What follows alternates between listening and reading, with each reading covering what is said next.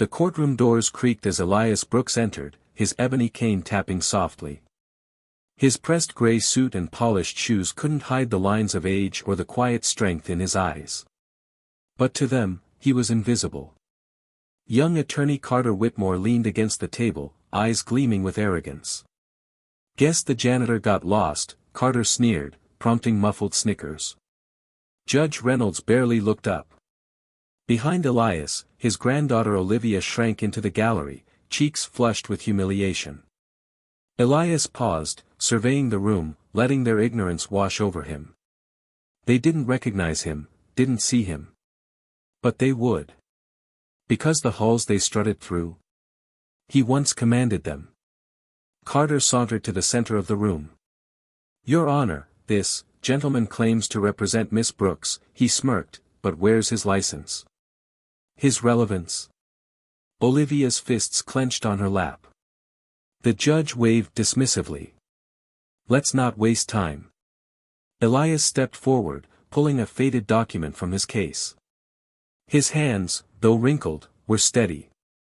The courtroom quieted as he laid a notarized power of attorney on the table.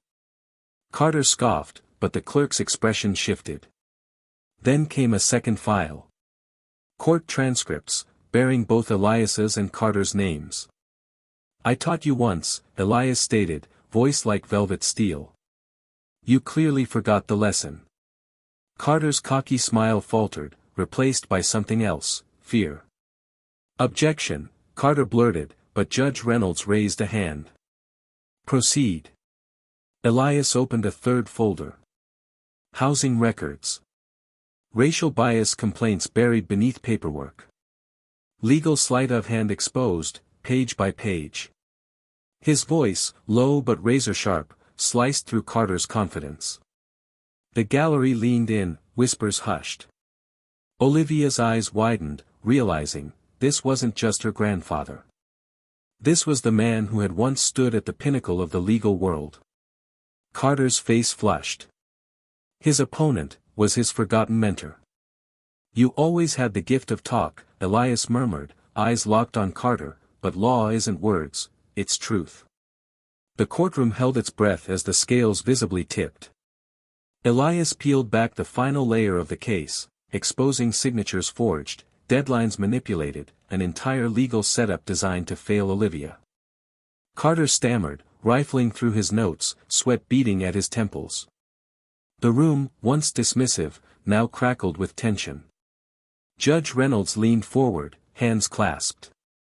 Olivia's fear faded into quiet awe. Elias stood still, cane by his side, his decades of battles etched into his steady posture.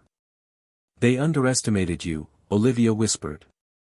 Elias didn't respond, his eyes never left Carter.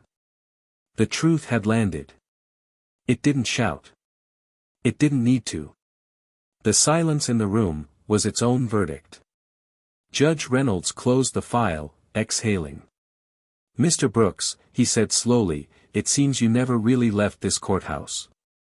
Carter sat slumped, arrogance drained. Elias merely straightened his cuffs.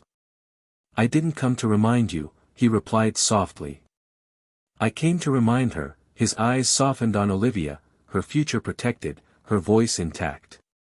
As the gallery stirred, Elias didn't bask in glory. He slipped quietly through the side exit, cane tapping rhythmically on the floor. No headlines. No applause. Only the faint echo of his presence, like a clock, reminding them justice isn't loud.